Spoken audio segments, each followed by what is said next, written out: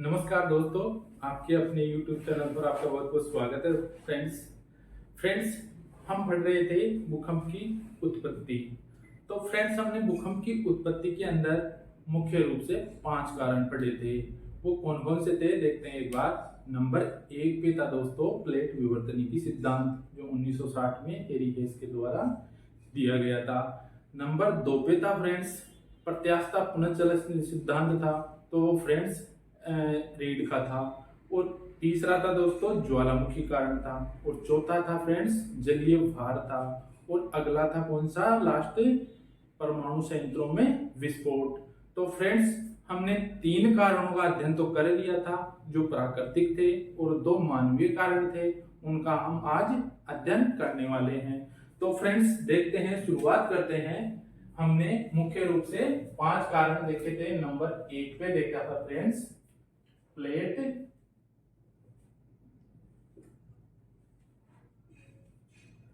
विवर्तनिकी सिद्धांत। नंबर 2 पे देखा था फ्रेंड्स प्रत्यास्थता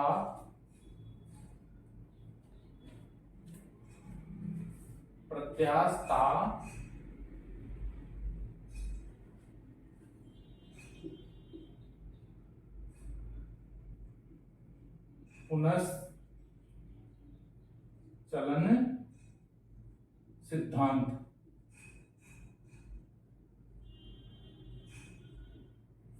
और तीसरे नंबर पे देखा था दोस्तों ज्वालामुखी।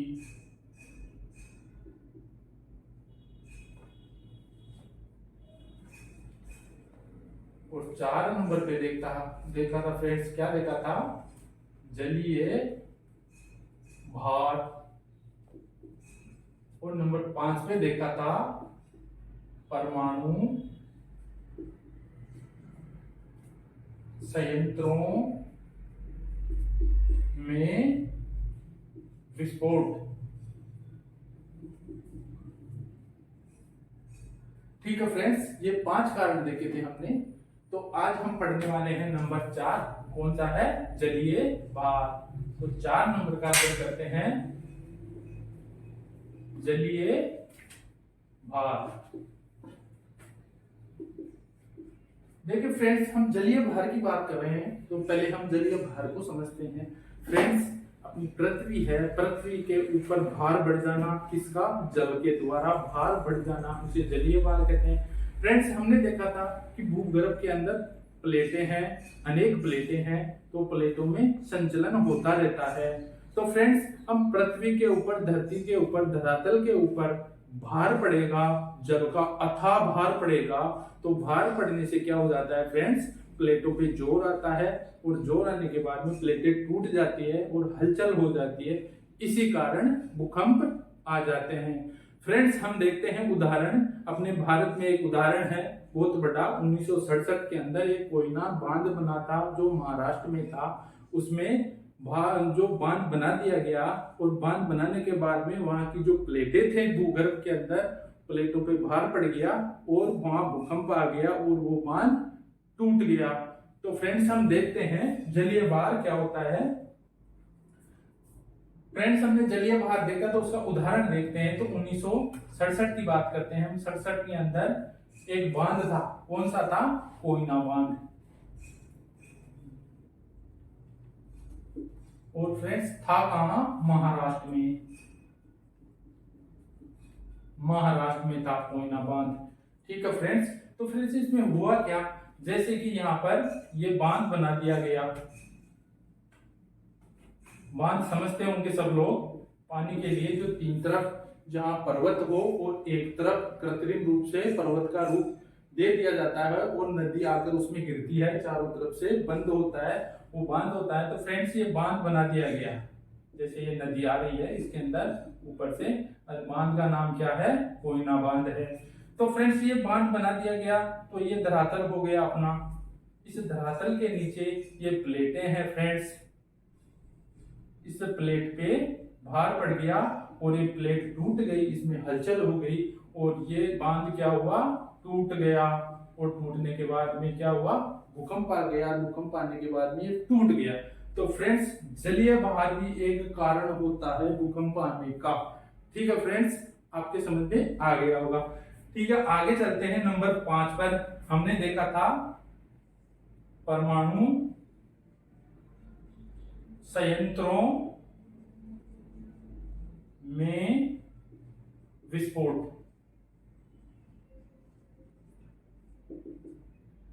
फ्रेंड्स परमाणु संयंत्रों में विस्फोट क्या होता है, जैसा कि परमाणु संयंत्र हैं, विश्व में सभी देशों के पास परमाणु संयंत्र बने हुए हैं जहां बिजली का उत्पादन होता है, टरबाइन के द्वारा होता है। तो बिजली के जो परमाणु संयंत्र होते हैं, परमाणु के अंदर जो शक्ति होती है उसके द्वारा बिजली उत्पादन किया जाता है, वो परमाणु संयंत्र हो जाता है, संयंत्र होते हैं। तो फ्रेंड्स परमाणु संयंत्रों में अगर विस्फोट हो जाता है तो वहां इतना जोर से विस्फोट हो जाता है कि वहां भूकंप उत्पन्न हो जाता है। तो दोस्तों फ्रेंड्स हम देखते हैं, उदाहरण देखते हैं कहां पर ऐसी स्थिति पनपी। ठीक है, हम परमाणु विस्फोट की बात करते हैं तो सबसे पहले रूस की बात आती है। कहां की बात आती है, रूस की बात आती है। तो रूस के अंदर एक संयंत्र था, कौन सा था,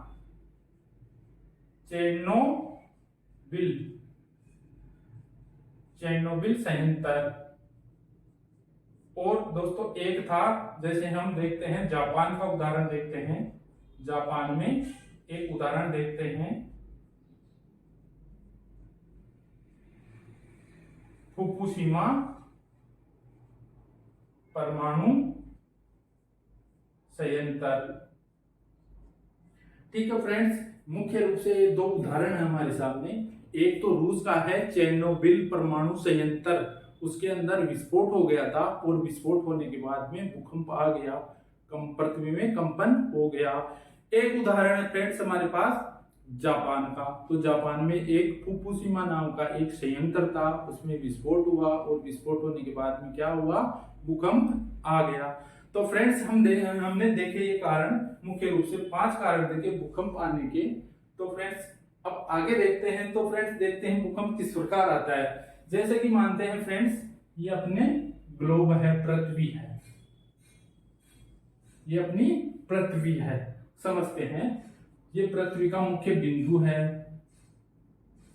तो देखते हैं फ्रेंड्स जो भूकंप आते हैं, जैसे मान लीजिए यहां पर भूकंप उत्पन्न हो रहा है, यहाँ प्लेटें हैं, प्लेटों के अंदर से यहाँ भूकंप उत्पन्न होता है। तो इस बिंदु को क्या कहा जाता है, फोकस। क्या कहा जाता है, फोकस। इसको क्या कहते हैं, जहां भूकंप उत्पन्न होता है इस बिंदु को फोकस कहा जाता है, यानी भूकंप मूल। इसको क्या और कह सकते हैं, भूकंप का मूल। और फ्रेंड्स जिस जगह पृथ्वी के निकटतम, जिस जगह उत्पन्न हो रहा है उस स्थान से पृथ्वी के निकटतम धरातल पर सबसे पहले महसूस किया जाता है भूकंप, उस जगह को, उस बिंदु को क्या कहा जाता है फ्रेंड्स, एपिसेंटर। ठीक है,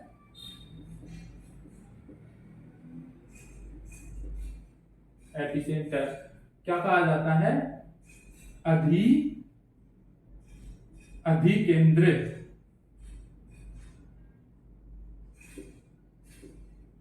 क्या कहा जाता है, अधिकेंद्र हिंदी में कहा जाता है, और इंग्लिश की बात करते हैं एपिसेंटर कहा जाता है। फ्रेंड्स हम देखते हैं कि जहां से भूकंप उत्पन्न हो रहा है उससे पास में सबसे पहले महसूस किया जाता है, उसको कहा गया एपिसेंटर। एक बिंदु ऐसा बनता है फ्रेंड्स पृथ्वी के ऊपर, जहां से भूकंप उत्पन्न हो रहा है उससे सबसे दूर, पृथ्वी का सबसे दूर अंतिम स्थान पर जहां भूकंप महसूस किया जाता है उस बिंदु को कहा जाता है फ्रेंड्स प्रतिध्वस्त बिंदु। प्रतिध्वस्त बिंदु क्या कहा जाता है, एंटीपोडल पॉइंट। ठीक है फ्रेंड्स, तो आया होगा समझ में। अपनी पृथ्वी है, गोल पृथ्वी है, ग्लोब के ऊपर है। हम समझ रहे हैं कि जहां से भूकंप उत्पन्न हुआ उसको हम फोकस कहते हैं। जहां सबसे पहले महसूस किया जाता है उसे एपिसेंटर कहते हैं, और सबसे आखिर में लास्ट में जहां इसको महसूस किया जाता है उसे क्या कहते हैं, एंटीपोडल पॉइंट कहा जाता है। ठीक है फ्रेंड्स, आया समझ में। आगे देखते हैं दोस्तों कि भूकंप के अंदर इसकी हम परिभाषा लिखते हैं, तो इसकी परिभाषा किस प्रकार लिखेंगे वो देख लेते हैं पहले। कि पृथ्वी पर जिस स्थान पर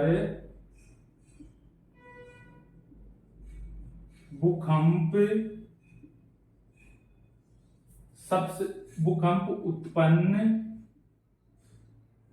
होता है उसे अधिकेंद्र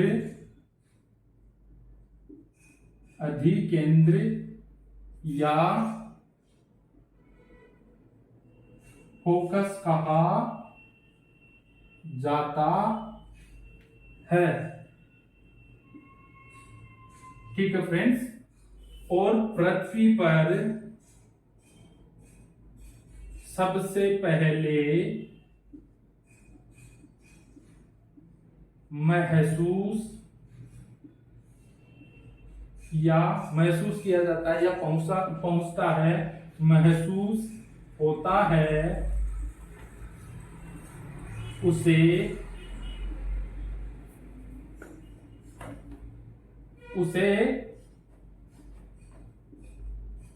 अधिकेंद्र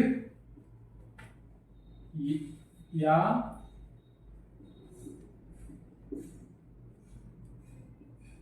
एपिसेंटर कहा जाता है। ठीक है फ्रेंड्स, क्या कहा जाता है इसको, एपिसेंटर कहा जाता है।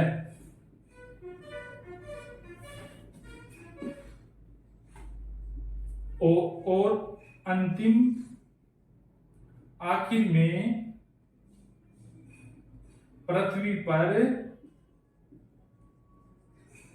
सबसे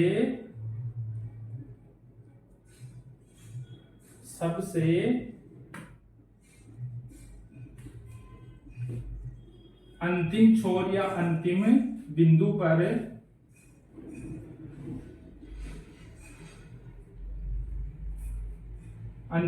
पर भूकंप महसूस होता है उसे एंटीपोडल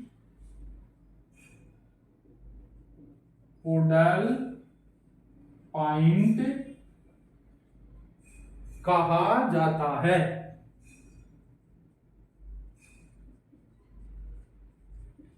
ठीक है फ्रेंड्स, तो ये आपके सामने इसकी परिभाषा हो गई, ये समझ में आ गई होगी। आगे चलते हैं फ्रेंड्स भूकंप आता है, तो भूकंप आता है उसको अध्ययन को क्या कहा जाता है फ्रेंड्स, सीस्मोलॉजी। तो फ्रेंड्स देखते हैं हम भूकंप के अध्ययन को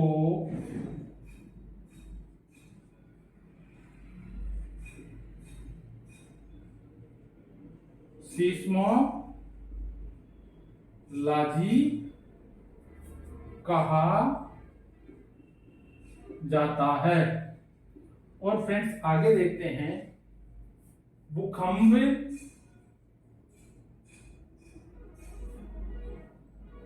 समान भूकंप लाइन, जो समान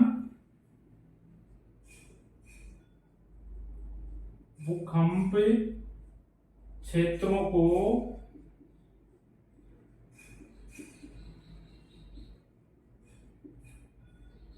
मिलाने वाली जो रेखाएं होती है उन्हें क्या कहा जाता है, आइसोसीस्मल लाइन। क्या कहा जाता है, आइसोसीस्मल लाइन कहा जाता है। ठीक है फ्रेंड्स, आया समझ में। जहां समान भूकंप के जो क्षेत्र होता है, जो दो क्षेत्र मान लीजिए दो जगह हैं और वहां बराबर तीव्रता के जो भूकंप आते हैं, तो उन बराबर क्षेत्रों को मिलाने वाली जो लाइन होती है उसे आइसोसीस्मल लाइन या समाघात रेखाएं कहा जाता है। इसे समघात रेखा भी इसे कहेंगे। ठीक है फ्रेंड्स, दोनों ही एक शब्द है। आगे देखते हैं फ्रेंड्स, जो भूकंप की तीव्रता नापी जाती है उस यंत्र को क्या कहा जाता है, उसको देखें कि भूकंप को नापने का यंत्र क्या होता है, सीस्मोग्राफ। क्या होता है, सीस्मोग्राफ होता है। तो ठीक से फ्रेंड्स, आया समझ में कि जो भूकंप के अध्ययन किया जाता है उसे सीस्मोलॉजी कहा जाता है, और समान भूकंप वाले क्षेत्रों से मिलाने वाली रेखाओं को आइसोसीस्मल लाइन या समाघात रेखाएं कहा जाता है, और भूकंप को नापने का जो यंत्र होता है उसे सीस्मोग्राफ के नाम से जाना जाता है। ठीक है, आया समझ में? आज के लिए इतना ही, धन्यवाद।